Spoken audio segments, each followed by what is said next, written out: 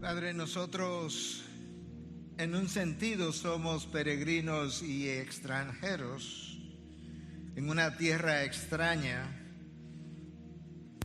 pero no somos como aquellos peregrinos que dan vueltas sin saber hacia dónde van, a dónde llegarán, ni cuál es su rumbo. Nuestra ruta está claramente marcada. Nosotros sabemos nuestro destino, nosotros sabemos quién es nuestro guía.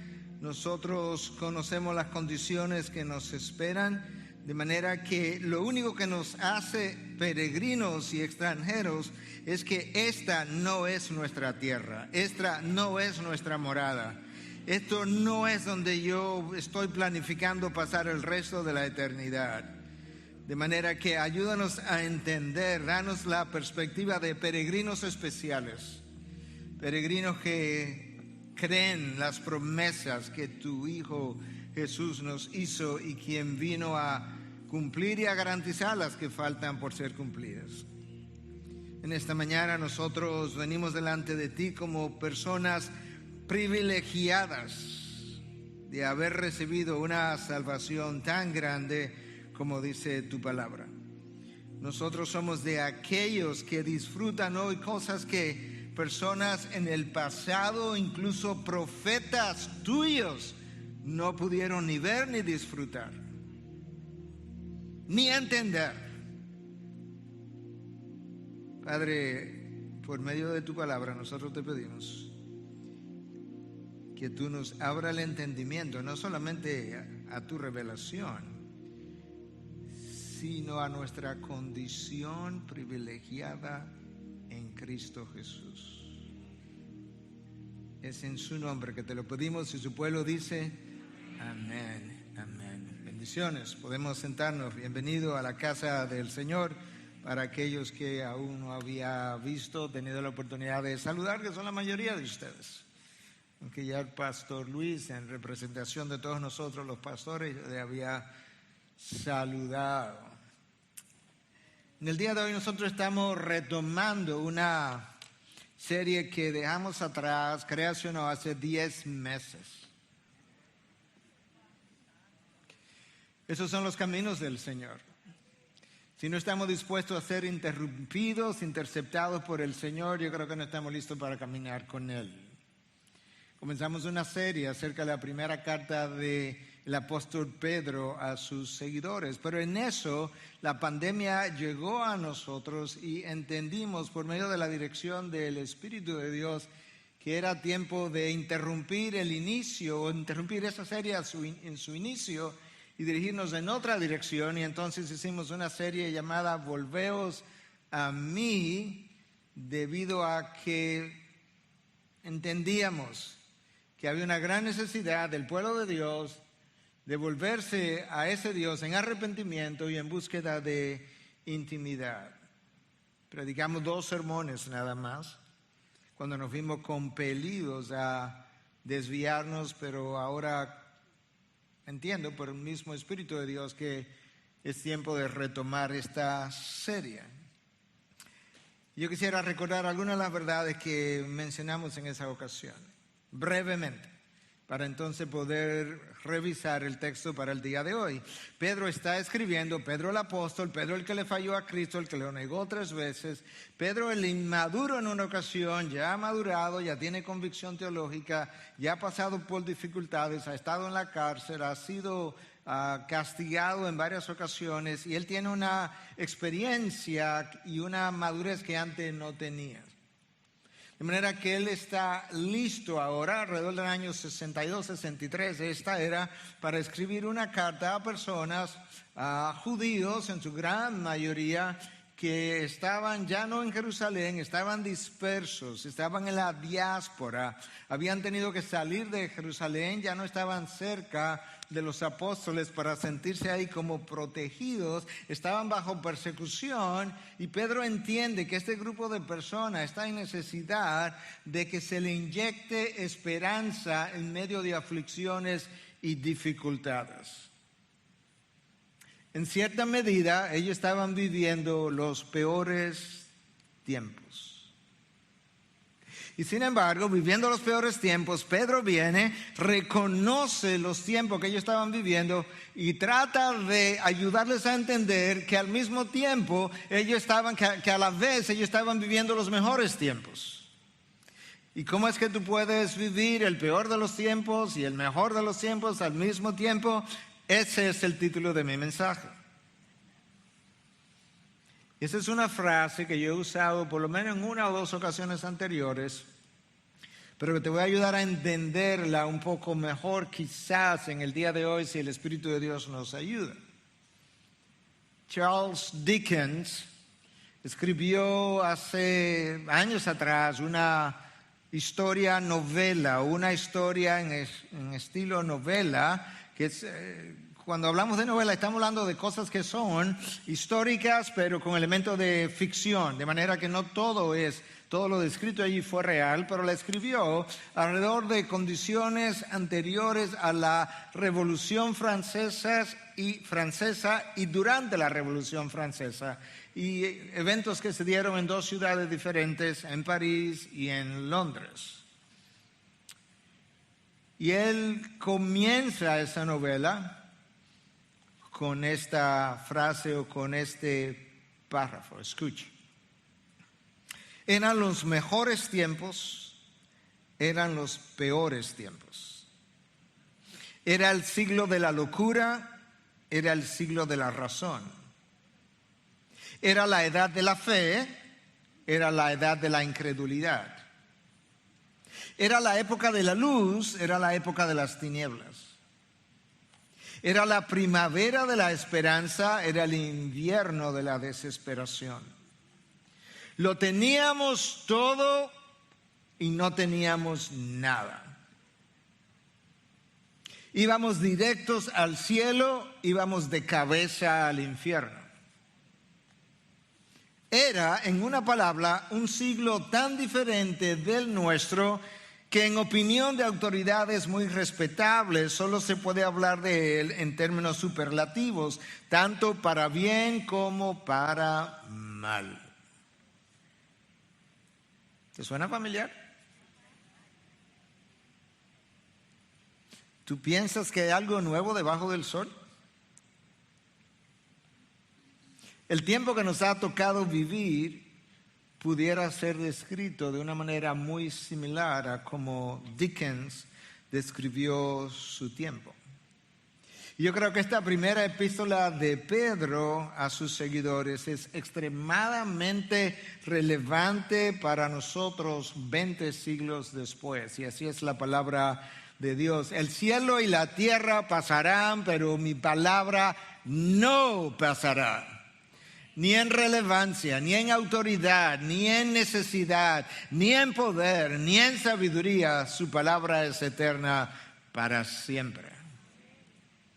Esta es una carta breve, pero a pesar de su brevedad, es, como ha sido calificada por algunos, desproporcionalmente importante o significativa. De hecho, Martín Lutero decía que esta es una de las obras más significativas y convincentes del Nuevo Testamento. 5 capítulos, sumamente breve, por parte de un apóstol que no necesariamente venía como con el mejor currículum, por así decirlo, excepto que ya él había adquirido experiencia y tenía otra perspectiva de la vida. Hay en esencia 4 temas como que están entretejidos a lo largo de esta carta que nosotros necesitamos recordar en el resto de lo que nos queda por cubrir. El sufrimiento, la esperanza, las promesas de Dios y el cuidado de Dios para con nosotros. Hermanos, meses y años de dificultad nos esperan. Creo que habría que ser muy inocente para creerlo de otra manera. Apenas unos días atrás, un solo presidente en una sola nación cambió y las condiciones han cambiado, o la perspectiva del futuro ha cambiado en apenas días. De manera que nosotros necesitamos, y algunos de ustedes me han oído decir esto de manera repetitiva, sobre todo a los pastores: pastor, prepara tu iglesia para el sufrimiento. Y la única manera de perseverar siendo fiel a Dios en este mundo lleno de dolor, de sufrimiento, de distracciones, de tentaciones, de diversiones, es poseyendo una perspectiva eterna. Y ese es el título de la serie: Viviendo con una perspectiva eterna. Hubo un grupo de personas de los cuales Dios escribió ya al final de su revelación, y escribió de ellos, de hecho, en el libro de Apocalipsis, pero escribió de ellos acerca de eventos que ya habían ocurrido, y Dios dice que el mundo no era digno de ellos. Eso se podría decir en la revelación bíblica de gente que atravesará el periodo de la tribulación, pero al mismo tiempo se puede decir con completa confianza de creyentes del Antiguo Testamento que están registrados en múltiples lugares, pero están como resumidos en el capítulo 11 del libro de Hebreos.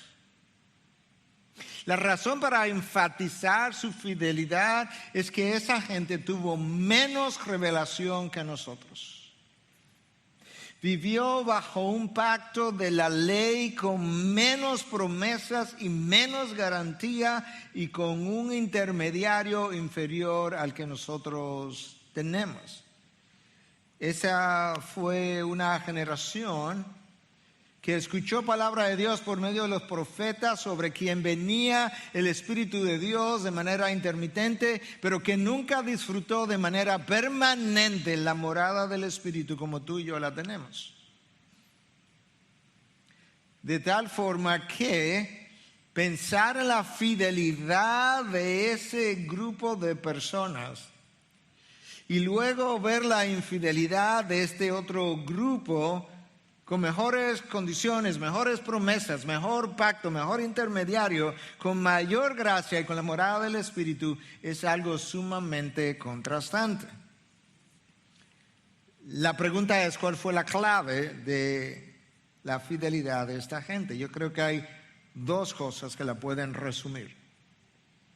Una es su fe inquebrantable en un Dios que ellos llegaron a conocer de manera íntima. Le creyeron a Dios. Y número dos, su perspectiva de esta vida debajo del sol. El autor de Hebreos dice de ellos que ellos vieron las promesas de Dios, las saludaron de lejos, las recibieron sin nunca haber llegado a ellas, y así esperaron y así murieron en esperanza. La iglesia necesita una fe probada y refinada por el fuego y una perspectiva eterna. Ahora, a lo largo de la historia se ha visto una y otra vez que cuando la iglesia ha vivido momentos sin retos, sin desafíos, sin dificultades de ningún tipo, sus miembros tienden a acomodarse y a adaptarse a la forma del mundo alrededor. En otras palabras, sus miembros tienden a mundanalizarse.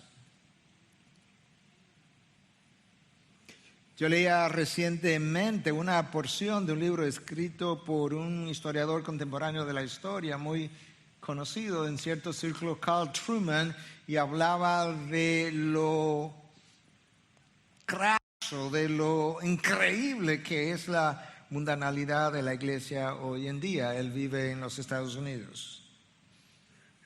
Es la tendencia del cristiano a acomodarse, evitando oponerse al mundo que viene en sentido contrario,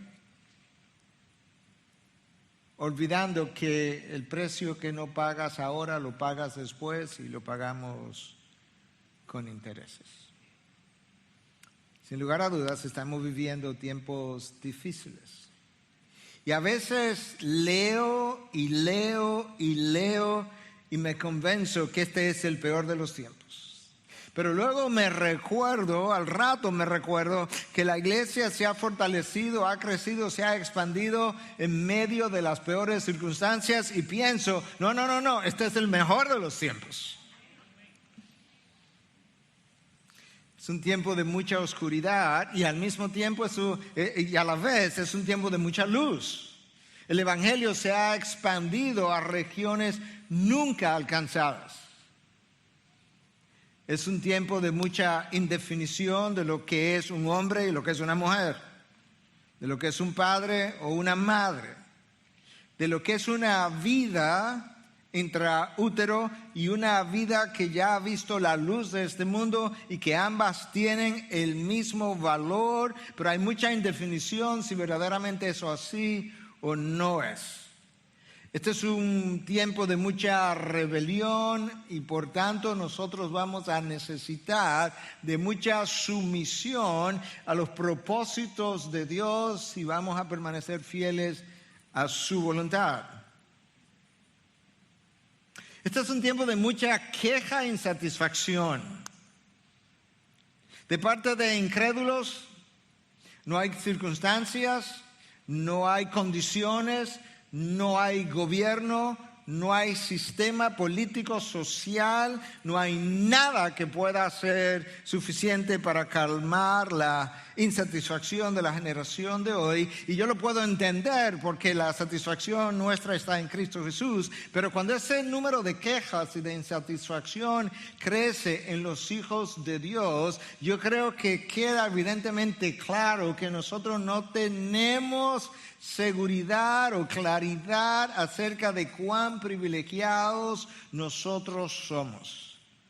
Eso es lo que Pedro va a hacer en la porción que yo voy a cubrir en el día de hoy.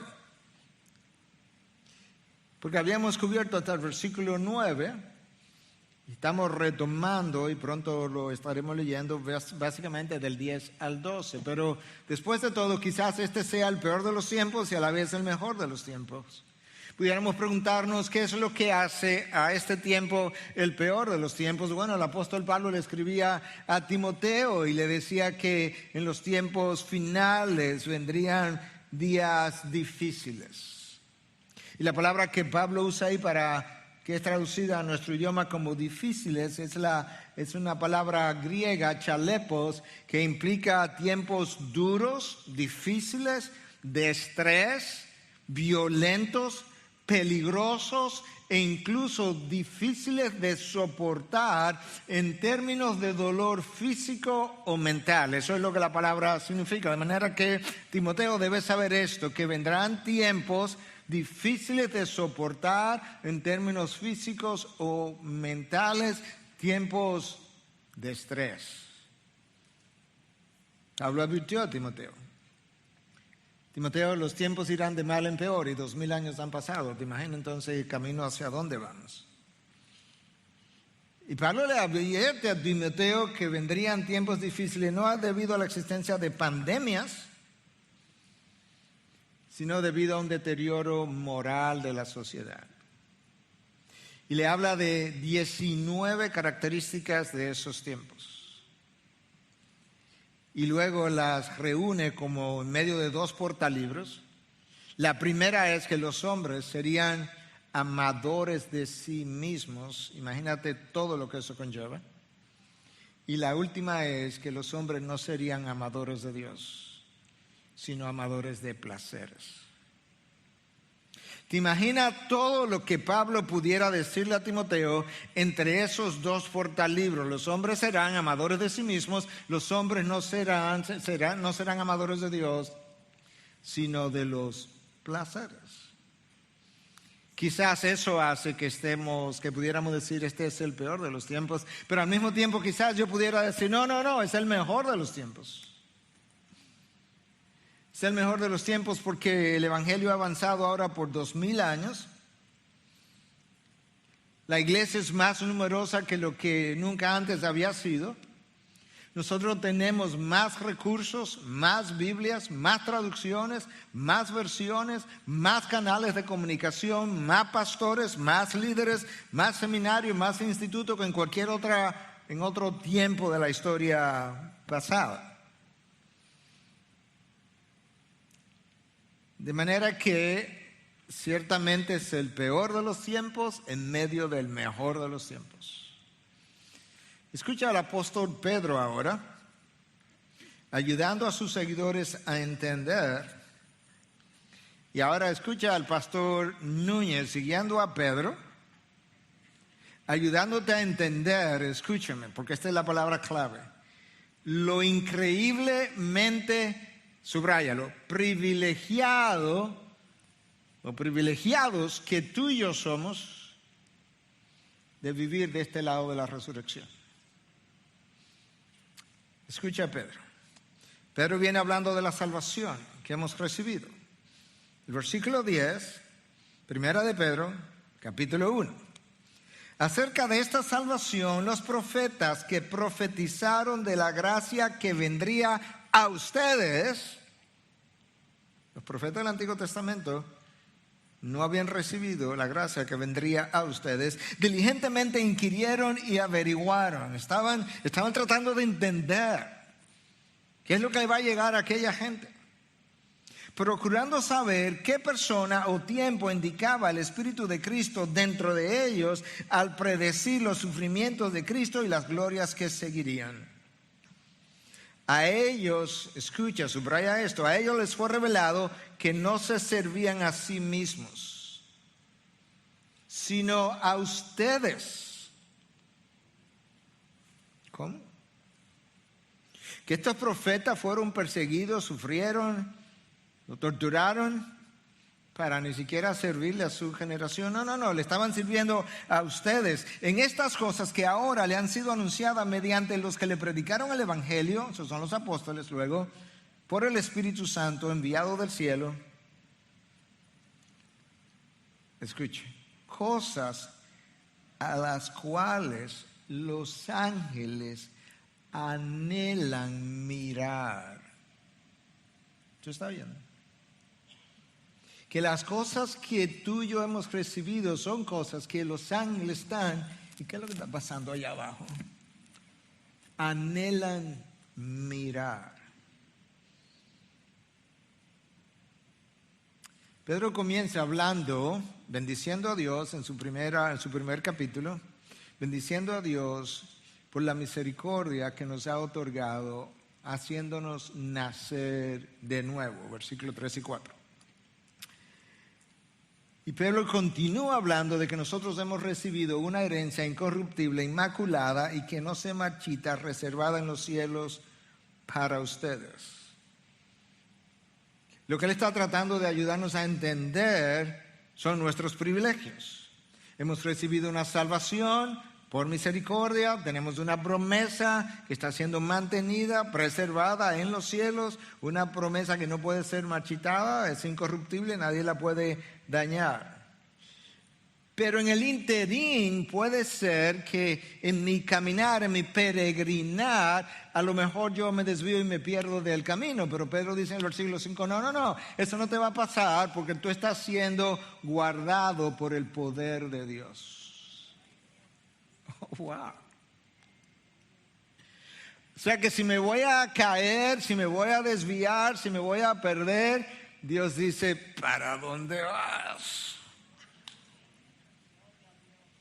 Yo estoy siendo guardado por el poder de Dios.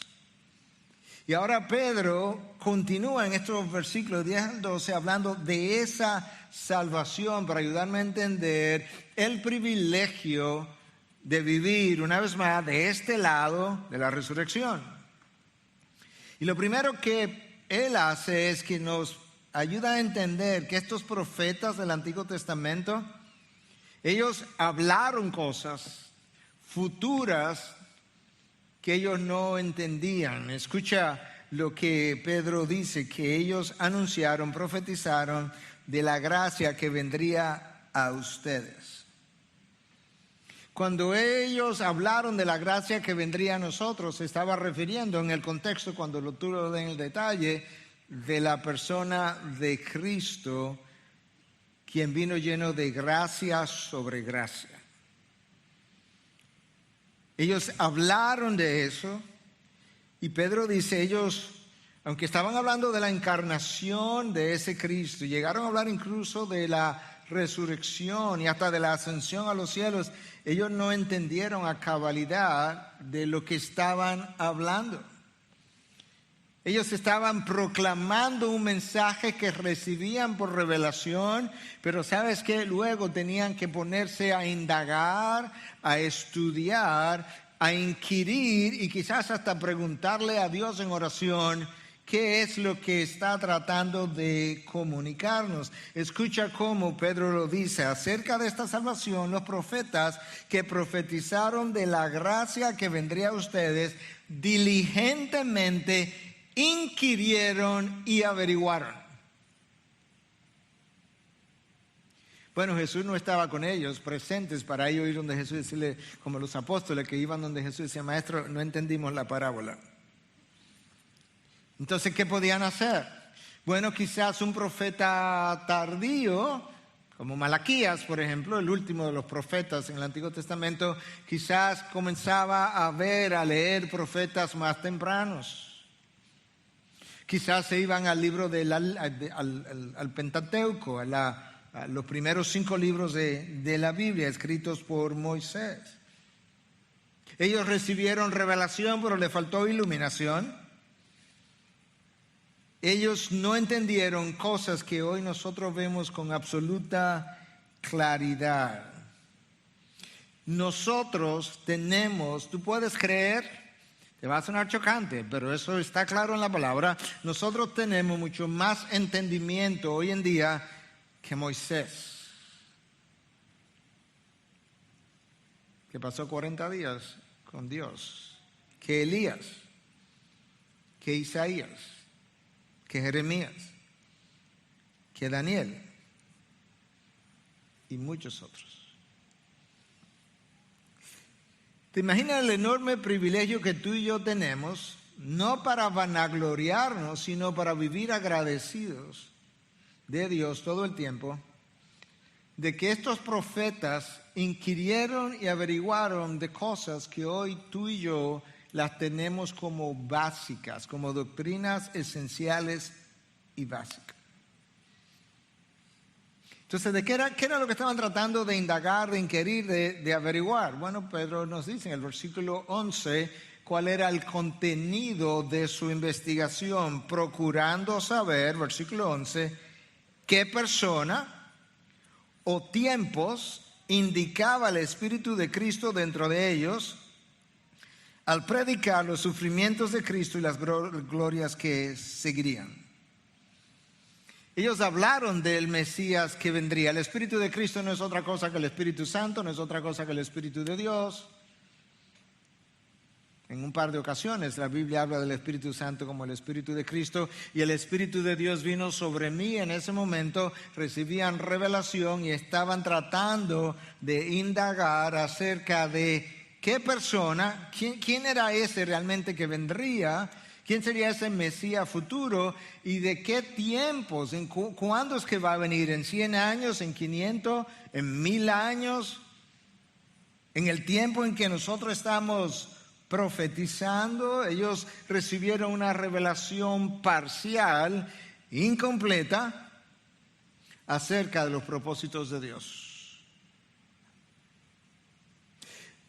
Profetas como Isaías recibieron una clara revelación acerca de la pasión de Cristo, sus sufrimientos, capítulo 52 y 53. Pero Isaías no tenía idea, o mejor dicho, no entendía a cabalidad aquello de lo cual él habló. De hecho, Isaías 52 y 53 no solamente habla de la pasión de Cristo, habla de la gloria que él recibiría, de esa descendencia numerosa que él recibiría como recompensa. Primero el sufrimiento, luego la gloria. Primero la cruz, luego la coronación. Lamentablemente el judío del primer siglo no tenía tiempo ni paciencia para pensar, ni humildad para pensar en un Mesías sufrido o sufriente. Esa es la razón por la que rechazaron a Cristo una y otra vez. Ellos querían un Mesías victorioso, triunfador, que los llevara a la cúspide sobre las naciones, no sabiendo que ellos tenían un Mesías ciertamente victorioso sobre el pecado, sobre la muerte, triunfador, pero no sería ni en los tiempos de ellos ni a la forma de ellos. Pero los judíos no solamente no querían someterse a un Mesías sufrido, sino tampoco a un Mesías que viniera a llenar promesas que ellos concebían de otra manera. Y si los profetas del Antiguo Testamento, aún con la revelación de Dios que carecían de entendimiento, si los profetas carecían de entendimiento, aún con la revelación de Dios, imagínate cuán densa era la ceguera, la catarata de los ojos espirituales del pueblo judío cuando Cristo llegó. Isaías profetizó que una virgen concebiría. ¿Tú piensas que él entendía que eso iba a requerir que el Espíritu Santo descendiera y que María concibiera por obra y gracia del Espíritu? Claro que no. Isaías profetizó acerca de que él sería Emmanuel, Dios con nosotros. ¿Tú crees que Isaías entendía que la segunda persona de la Trinidad, siendo igual a Dios, no consideraría su igualdad con Dios como algo que aferrarse y vendría y se encarnaría y se haría hombre y se haría siervo? ¿Tú piensas que Isaías entendió eso? Claro que no. Esta gente recibió revelación, le faltó iluminación. Y sin embargo, nosotros hablamos de la Virgen y de la concepción de María por obra y gracia del Espíritu, y hablamos de Cristo como segunda persona de la Trinidad que se encarnó, y se la enseñamos a niños hoy que las entienden perfectamente. ¿Te imaginas cuán favorecidos nosotros somos? Que Isaías, el profeta mesiánico, el profeta que tuvo una visión del trono de Dios, que vio serafines, que escuchó a serafines cantar, santo, santo, santo, el profeta que tuvo sus labios cauterizados por un carbón encendido, un carbón encendido tomado por tenazas que pasaron por sus labios y fueron purificados, que ese Isaías no podía entender cosas que hoy niños entienden a cabalidad. Porque ellos, al profetizar, no sabían acerca de la gracia que vendría a ustedes. Al profetizar no se estaban sirviendo a sí mismos ni a su generación. Esto es para otra generación, esto es para otro tiempo. Déjame darte otra ilustración rápidamente, más corta. Daniel recibió varias visiones y sueños, y hacia el final de su libro, capítulo 12, Daniel recibe una visión acerca de los tiempos finales. Escucha lo que Daniel dice en 12:8. Yo oí, él oyó la revelación, pero no pude entender. Entonces dije, Señor mío, ¿cuál será el resultado de estas cosas?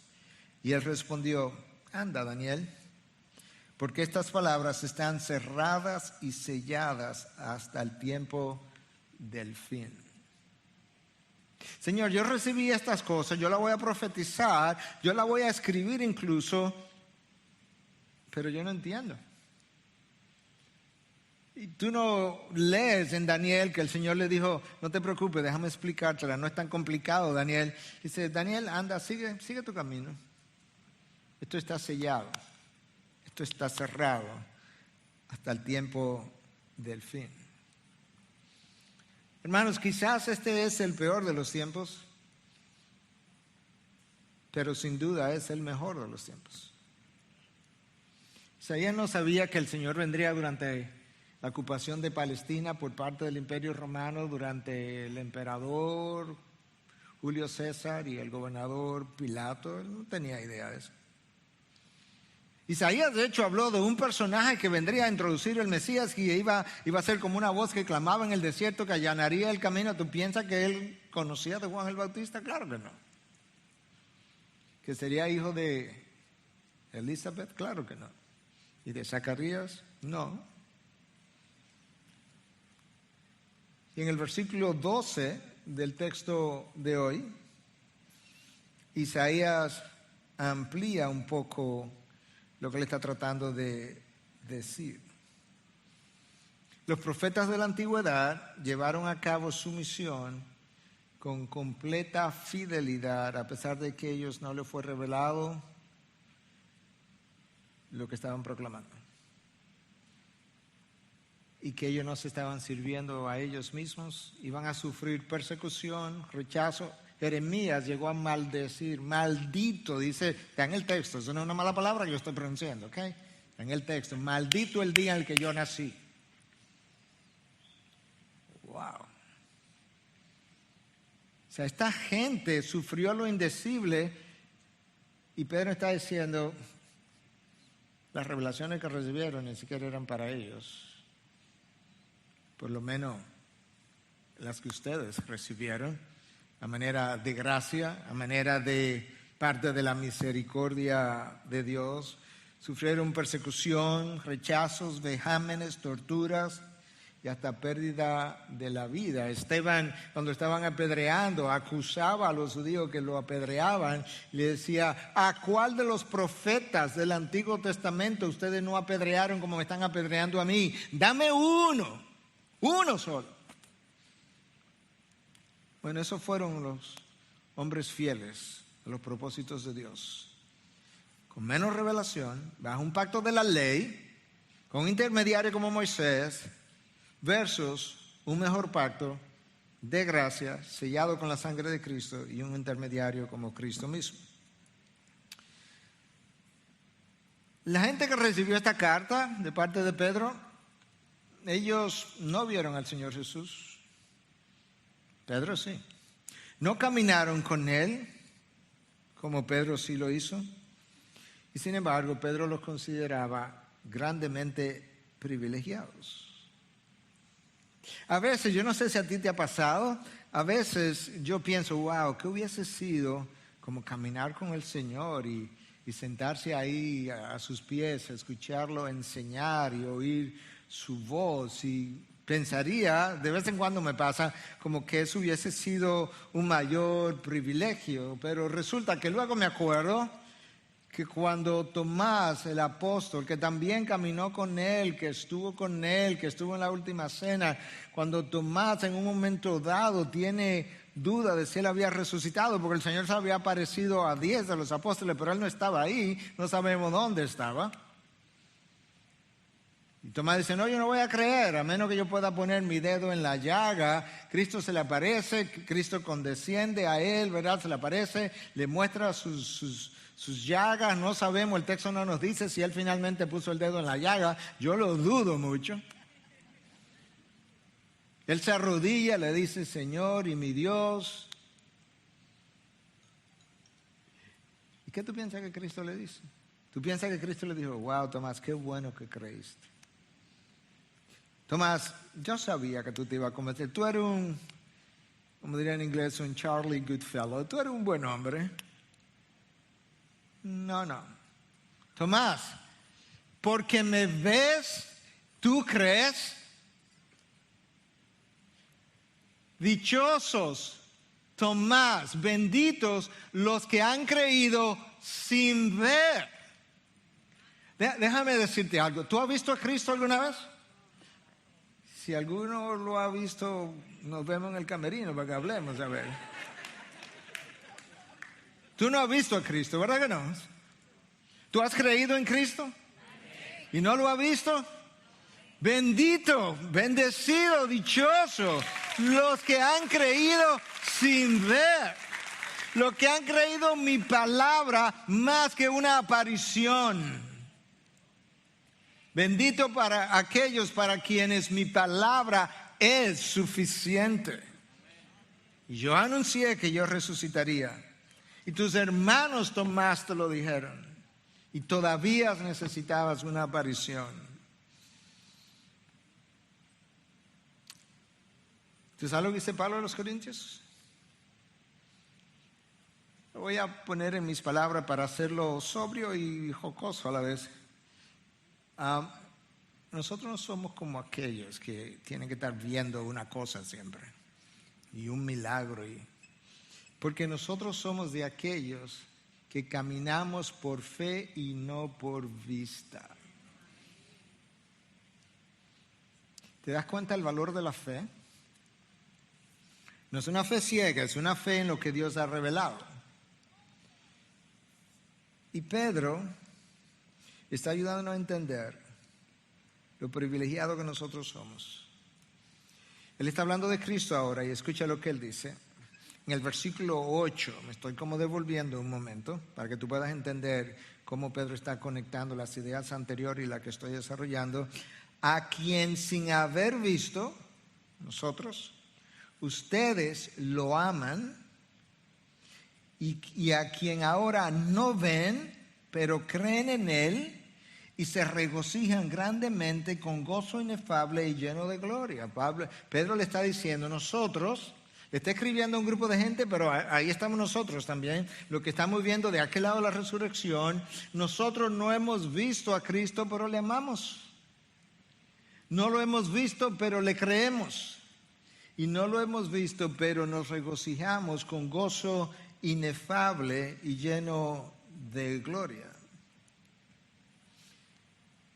Eso requiere una fe extraordinaria. De hecho, no solamente una fe extraordinaria, requiere de una fe sobrenatural. Y honestamente, ese es el tipo de fe que tú y yo hemos recibido.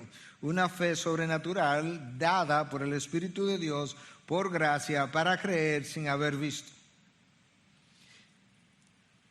¿Y cómo nos fue dada esa fe? Cuando el Espíritu de Dios viene a morar dentro de nosotros. Ahora déjame hacerte una pregunta. ¿Tú te imaginas?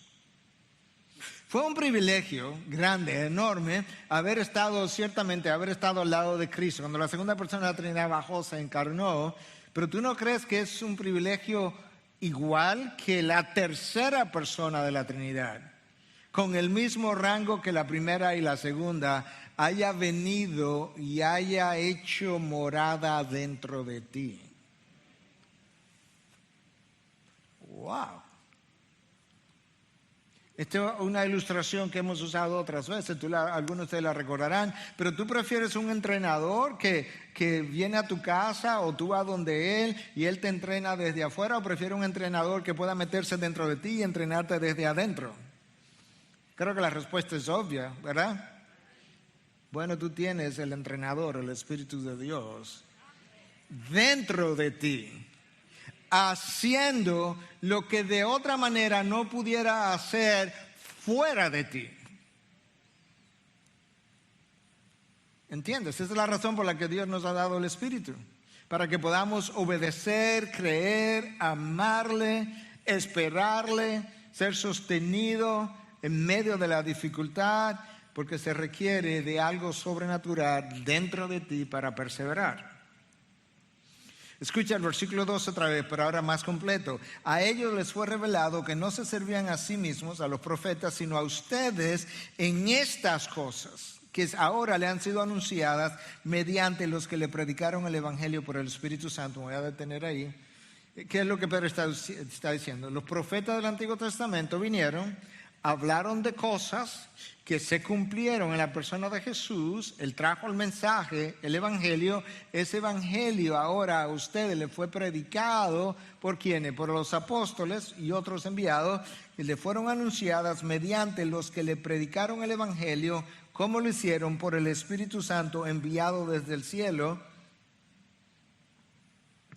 ¿Y qué tan extraordinarias esas cosas eran y son. Bueno, cosas a las cuales los ángeles anhelan mirar. Pedro nos mira a nosotros y nos dice, ustedes son unos privilegiados comparado con no solamente la generación del Antiguo Testamento, comparado con los profetas del Antiguo Testamento que anunciaron que el Mesías venía, y ustedes son unos privilegiados incluso con relación aún a los ángeles que anhelan mirar lo que Dios está haciendo en ustedes y a través de ustedes.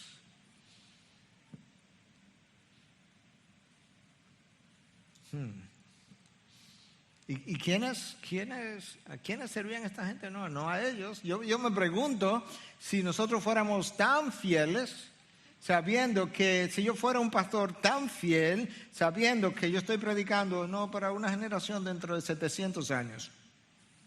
En serio. O sea que yo no lo voy a ver. Ni los hijos de los que están aquí lo van a ver. Ni los nietos, ni los bisnietos, ni los tataranietos. Los chornos, no sé qué le dicen, a la quinta generación. Ni eso, no, dentro de 700 años. Ahora, Pedro quiere que yo pueda entender todavía más la gracia que tú y yo disfrutamos de este lado de la resurrección cuando ángeles, ya no los profetas del Antiguo Testamento, no, ángeles anhelan ver cosas pertenecientes a nuestra salvación.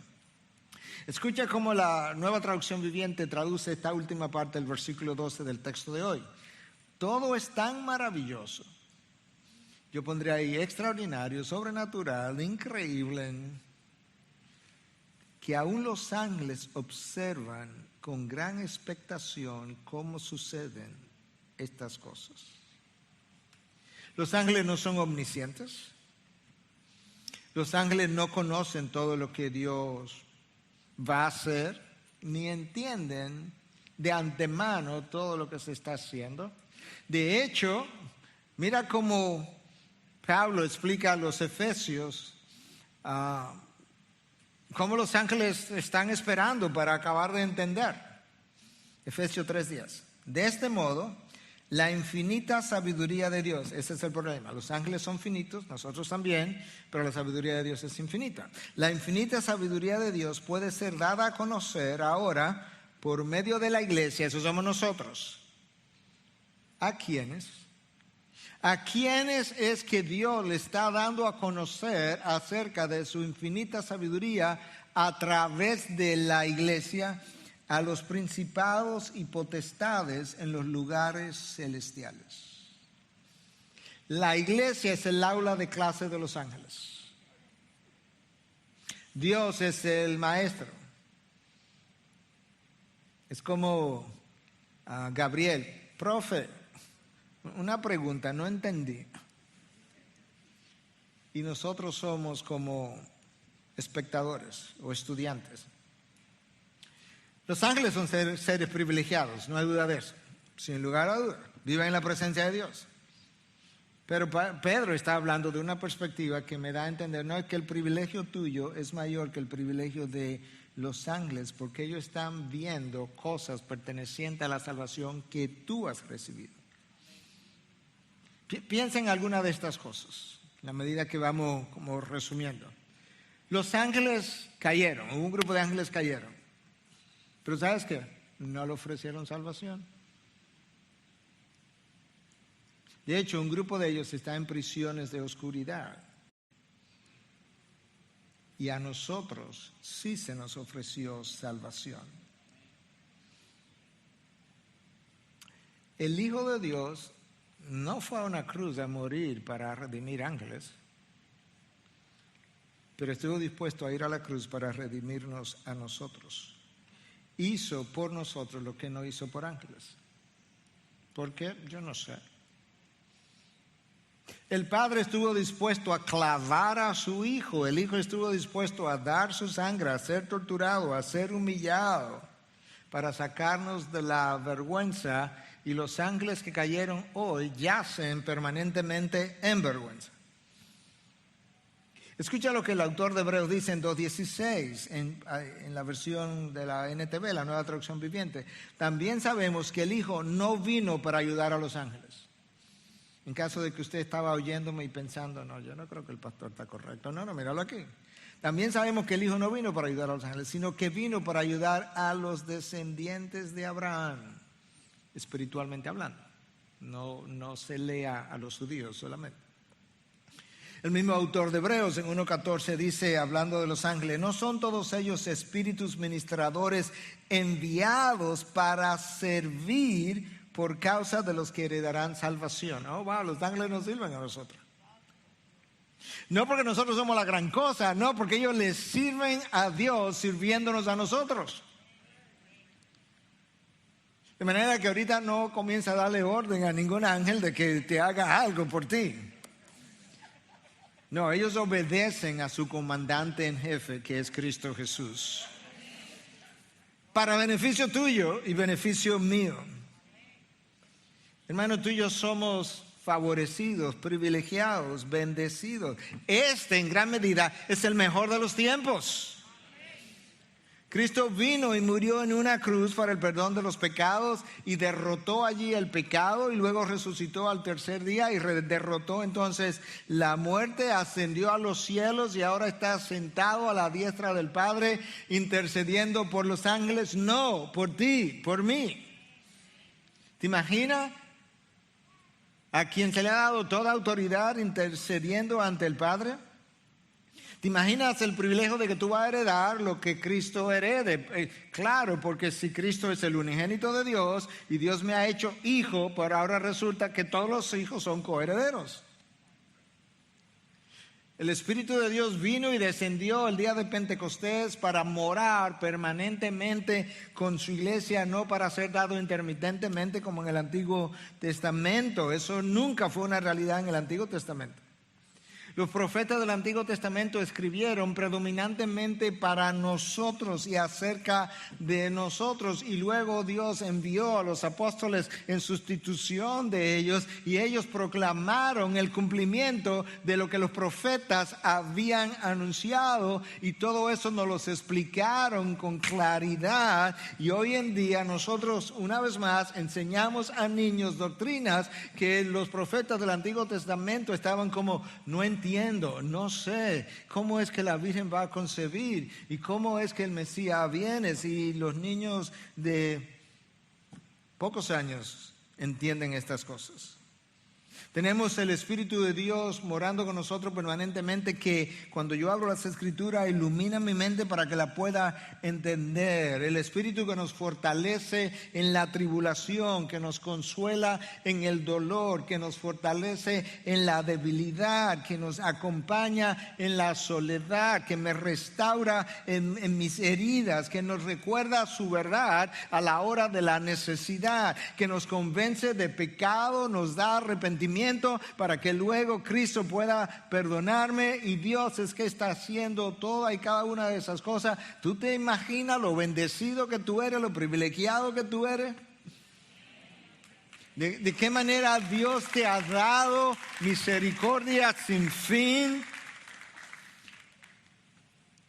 Bueno, y si el Hijo se olvida de mí allá arriba y no intercede ante el Padre por mí, o no oye mi oración, no te preocupes, que aquí eso no va a pasar nunca, olvídate de eso. Pero si eso fuera una posibilidad, resulta que alguien de la misma categoría, que es la tercera persona de la Trinidad, que no está allá arriba, está aquí abajo, morando en ti, intercede ante Dios con gemidos indecibles, porque tú y yo no sabemos cómo orar. Tú estás entendiendo de qué que estamos hablando. Tú estás entendiendo las bendiciones, las incontables, insuperables bendiciones de aquellos que han sido hechos hijos de Dios. Para después estar cheleando con Dios si le damos o no le damos, ya sea materialmente o emocionalmente o espiritualmente. Hoy, hermano, tú conoces de su primera venida, de su segunda venida, tú conoces de los tiempos futuros, tú conoces que heredaremos tierra nueva, cielo nuevo, estaremos con Él por siempre. Hay cosas que no entendemos todavía, ciertamente, pero entendemos mucho más que lo que ellos entendieron. De hecho, la segunda carta de Pedro, capítulo 1, versículo 3, dice que Dios nos concedió, tiempo pasado, ya nos dio, todo lo concerniente a la vida y a la piedad.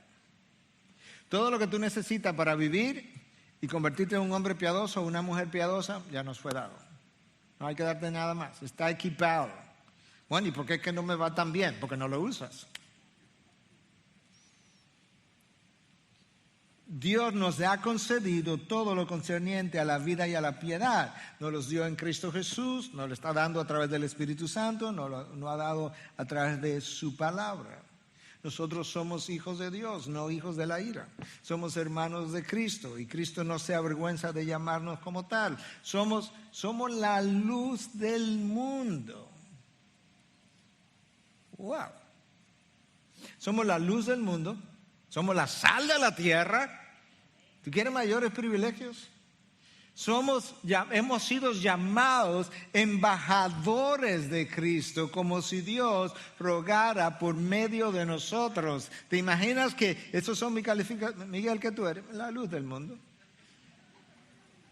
¿Y qué más? Bueno, la sal de la tierra. ¿Y qué más? Yo soy un embajador de Cristo. ¿Tú vas a comparar un embajador de Estados Unidos ante la ONU con un embajador de Cristo? Por Dios, o sea, no me avergüence de esa manera. ¿Entiendes? No me humille de esa manera, no hay comparación. Cielo nuevo, tierra nueva, por los siglos con el Señor. Este es el peor de los tiempos, sí, está bien, pero es el mejor de los tiempos. Este es tiempo de mucha confusión, pero tú tienes su revelación. Y la tiene completa. Porque los profetas del Antiguo Testamento tuvieron su revelación, pero incompleta. Este es tiempo de mucho temor, pero Dios te dio un espíritu de valentía. Entonces, esto es tiempo donde muchos desesperan, pero tú tienes una esperanza viva, eso dice la palabra. Estos son tiempos de placeres mundanos que nos traen consecuencias, pero ¿sabes qué? No, tú tienes los deleites de Dios.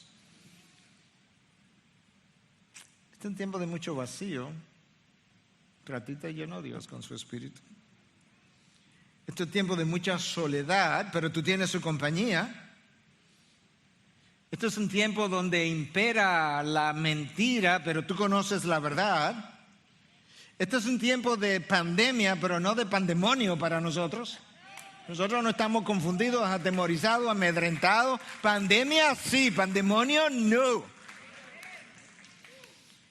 Estos son tiempos caóticos, pero no fuera de su providencia.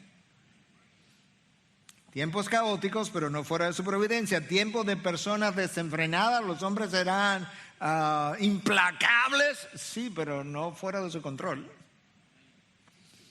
En fin, este es el peor de los tiempos en el mejor de los tiempos. Regocíjate, alégrate, dale gracias a nuestro Dios. Sométete a su voluntad, celebra tu salvación, proclama su mensaje, espera con alegría, ten esperanza, es viva tu esperanza.